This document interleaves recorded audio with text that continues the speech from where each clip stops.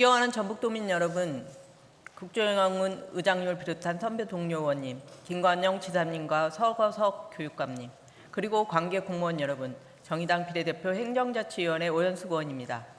본 의원은 먼저 전북의 희망으로 십수년간 여겨져 왔고 또한 그 희망을 볼모로 다른 많은 희생을 강요당해왔던 국책사업인 새만금 사업과 관련하여 도지사께 몇 가지 말씀드리고자 합니다. 먼저 관련 동영상 잠깐 보시겠습니다. 하루에 2번 새만금 방조제의 관문이 열립니다.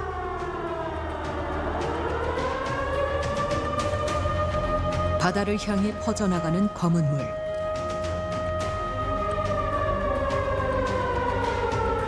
방조제 안에 갇혀있던 새만금호의 물입니다.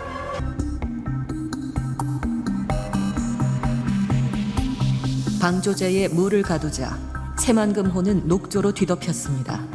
관문을 어떻게 운영하는지에 따라 달라지는 새만금의 수질. 어민들은 답답함을 호소합니다. 표층과 저층의 물이 순환하지 못하기 때문이라고 합니다.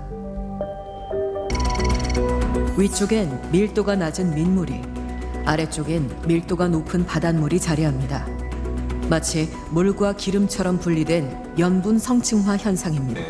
그러니까 민물과 섞인 가벼운 물이 위쪽에 있고 무거운 염분이 높은 물이 밑에 있으니까 이게 뒤집어지질 않죠. 1년 내내 12달을 뒤집어지지 않으니까 계속 산소가 없어지는 거죠. 그래서 지금 새만금의 한 삼양은 상부 수질도 문제지만 하부는 생명체가 살 수 없는 곳이다.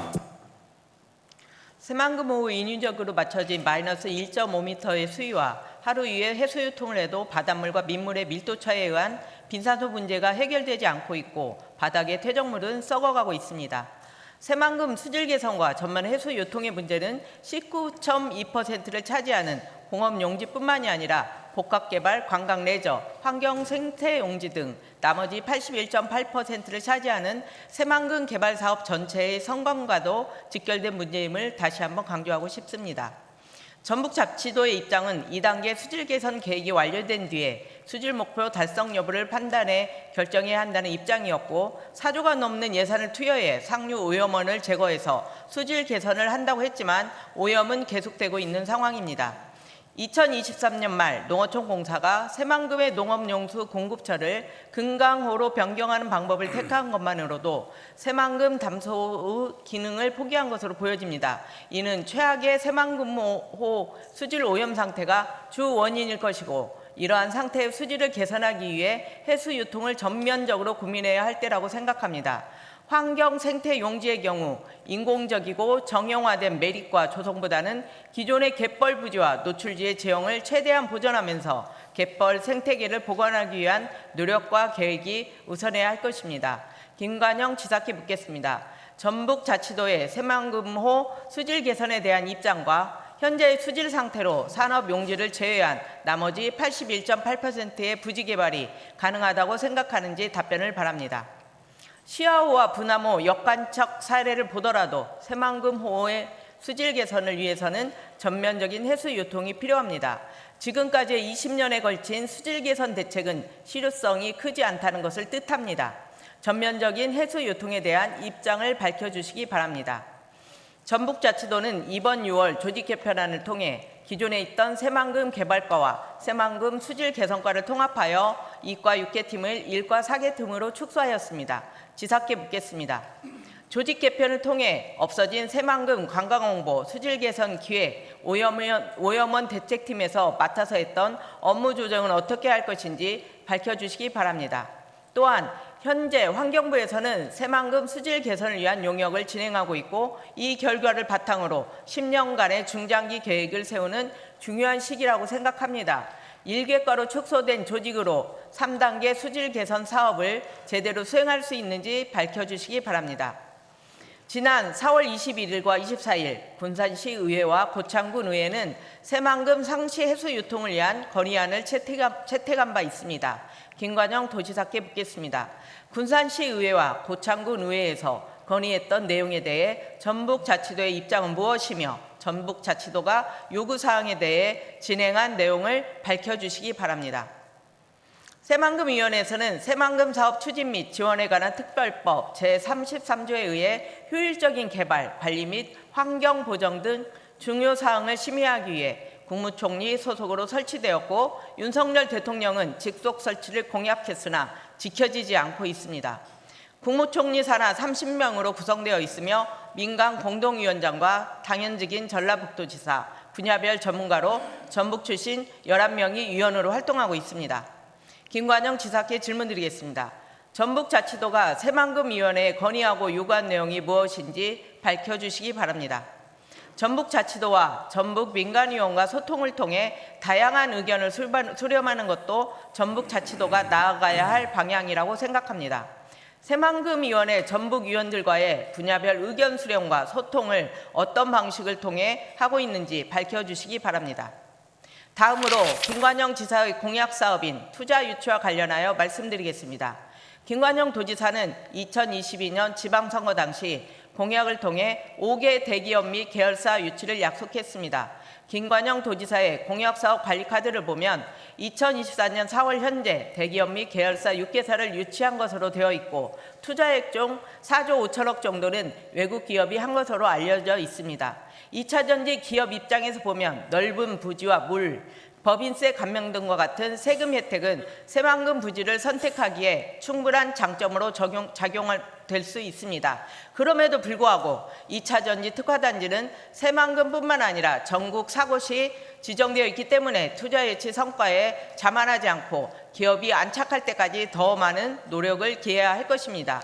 투자 협약은 기업과의 종이로 맺은 약속일 뿐 법적 효력이 없다는 것은 과거 무수히 많은 경험을 통해 알 수 있었습니다. 언제든 기업이 처한 상황과 유불리에 따라 협약이 물거품이 될 수도 있다는 말입니다. 현재 2차전지 기업의 유치 성과를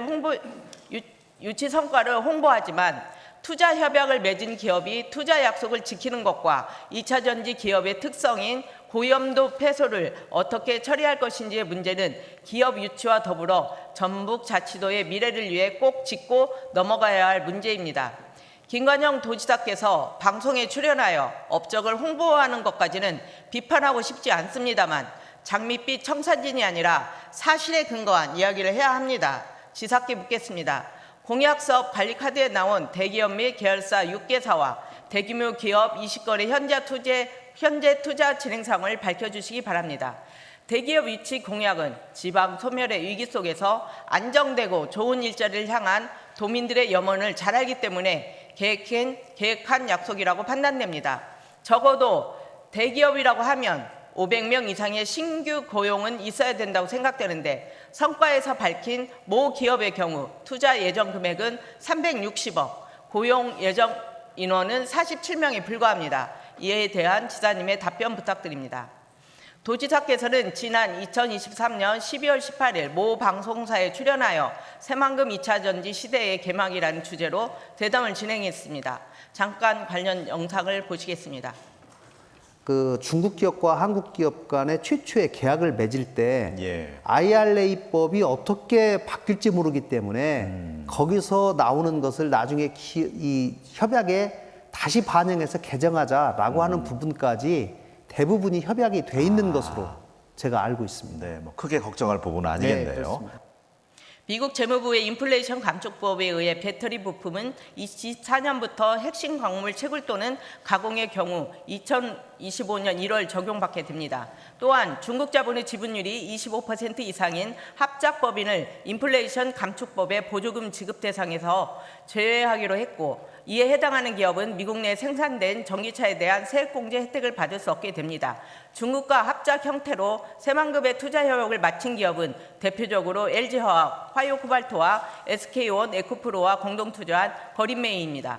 본 의원이 제출받은 자료에 의하면 LG화학, 화요코발트는 지분율 51% 대 49%로 1조 2천억 원을 투자해 배터리 전구체 합작 공장을 2028년까지 짓기로 했고 SK온, 에코프로와 공동 투자한 거린메이의 지분율은 25.5%, 25.5%대 49%로 1조 2,100억 원을 투자해 연간 5만 톤 규모의 전구체 공장 설립을 추진하고 있는 것으로 알고 있습니다.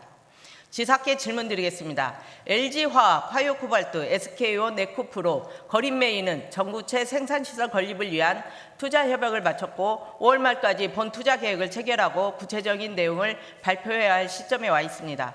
이에 대한 내용을 밝혀주시기 바랍니다.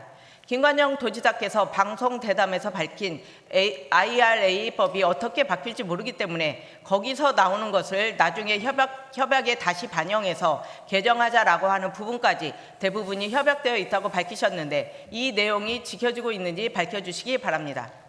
다음은 새만금의 2차 전지 기업 유치 성공의 핵심인 고염도 폐수의 처리 방안과 관련하여 질문 드리고자 합니다. 잠깐 동영상을 보시겠습니다.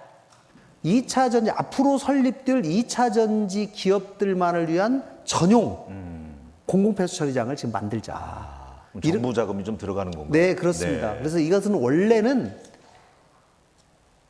폐수 처리장은 폐수를 오염물질을 배출하는 기업들이 돈을 내서 만들어야 되는데 저희가 2차 전지 특화단지가 조성이 되고 있기 때문에 기업들을 또 유치해야 되기 때문에 저희가 통상 알아보니까 약 6만 톤 정도의 공급폐수 처리장을 건설하는데 약 한 1,500억 정도 들어간대요. 네. 그러면 제가 지금 생각하고 있는 것은 국가에서 500억 정도 받고 도에서 한 500억 내고 나머지 기업들이 한 500억 정도 부담하고 이런 식으로 해서 조금씩 부담을 해서 하면 네.